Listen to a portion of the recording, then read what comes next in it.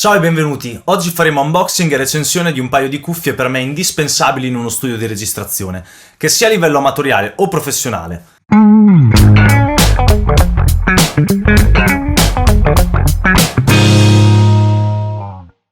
L'altro giorno sono passato nel mio negozio di strumenti musicali di fiducia e ho visto esposte queste cuffie, le CIH2 di Vic Firth, ossia Stereo Insulation Headphones.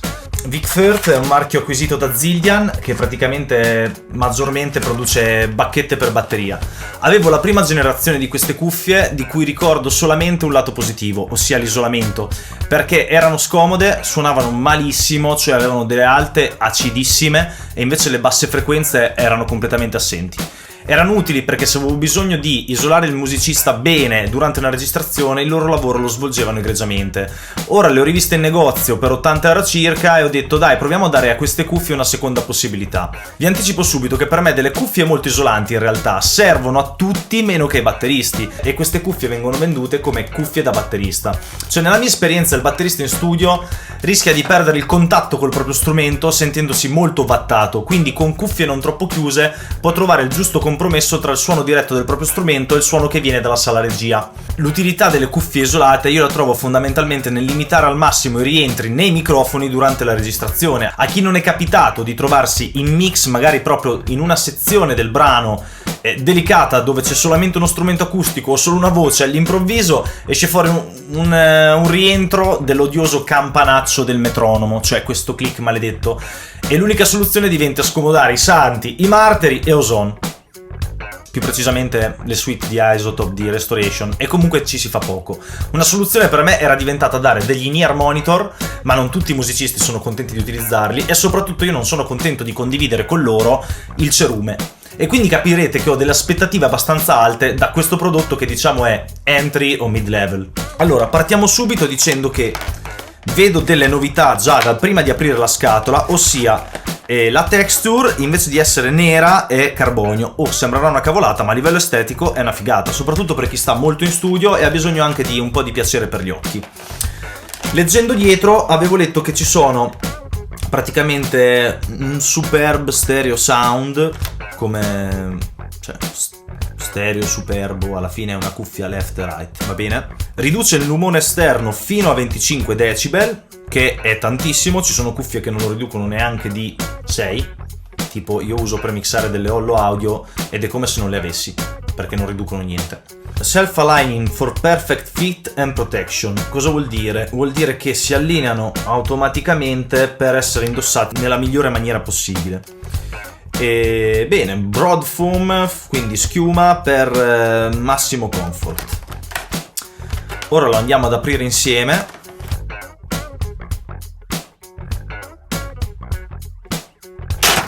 Ok, innanzitutto confezione molto plasticosa ed era meglio aprirle con le forbici.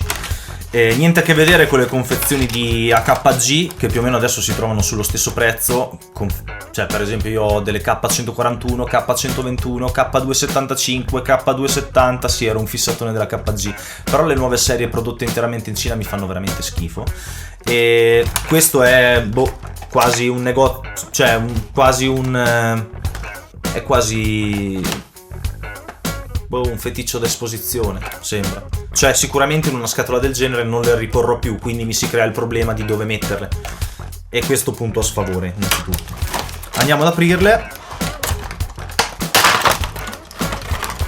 Bene, confezione minimalista, dentro non c'è niente se non un piccolo foglio illustrativo, questo.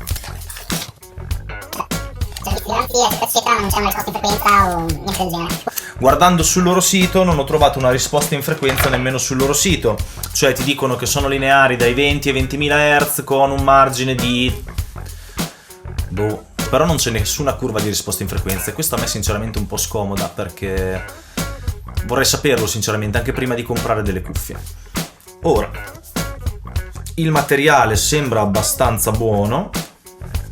Noto subito che, al contrario di cuffie come AKG per esempio, anche nei modelli più standard, non quasi tutti, tipo le K121 no, però non hanno il jack intercambiabile, che potrebbe essere un punto a loro favore e un punto a sfavore. Perché? Perché a me il jack intercambiabile permette di mettere il jack che voglio io e permette di avere la lunghezza che voglio io. Qua dovrei comunque prendermi una prolunga. È incluso l'adattatore per il jack grande, ma non è a vite, quindi non sono quelli di AKG, sono semplicissimi.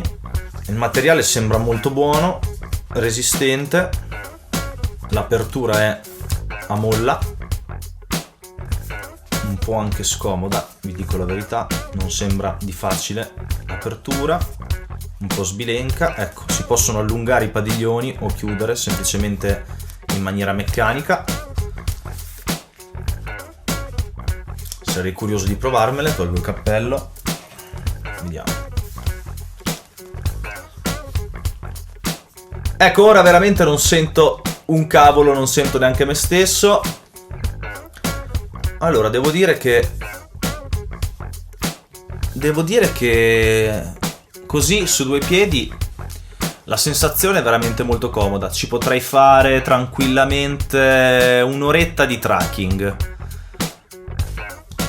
Sì, si adattano molto bene, molto meglio di quello che ricordo della vecchia generazione. L'escursione, i cuscinetti si autoregolano.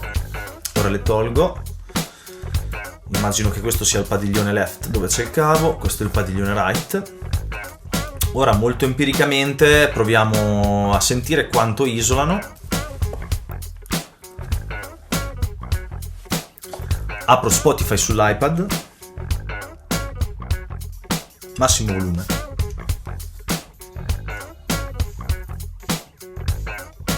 Le apro.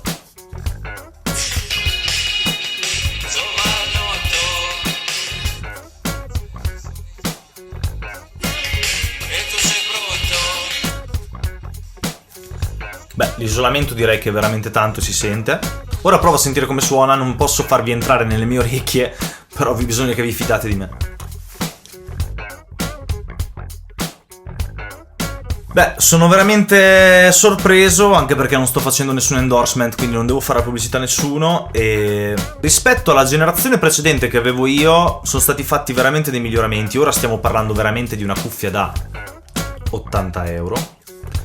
Provata sul mio iPad, l'ho provata subito sull'iPad perché avevo letto che hanno 35 ohm di impedenza, quindi in teoria anche cellulari o amplificatori per cuffie non professionali dovrebbero riuscire a riprodurre della musica in maniera corretta su queste cuffie senza fare troppa fatica. Effettivamente ho un buon volume con l'iPad, quindi non c'è bisogno di un preamplificatore dedicato, ma basta quello della vostra scheda o del mixerino che date al batterista per farlo sentire mentre registrate o al cantante.